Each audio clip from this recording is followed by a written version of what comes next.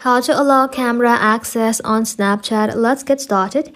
So, when you open your Snapchat app, you may see a pop-up asking for camera access. If you don't see the pop-up, you can close the app completely and then open up your settings. Inside settings, scroll below, tap on apps. Inside app, you can search for Snapchat and then simply tap onto it. Inside here, you will be able to find a camera button. You simply want to go ahead and toggle the switch next to it.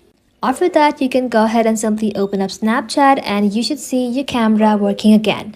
If the problem still appears, you want to go ahead and simply restart your iPhone. Press and hold the volume up button, then the volume down button. Then press and hold the side button until the Apple logo appears and the screen goes black. Once your phone restarts, you can open up Snapchat again and your camera should be working fine again. That's it. Thank you all for watching. If this video was helpful, consider subscribing to our channel and liking this video.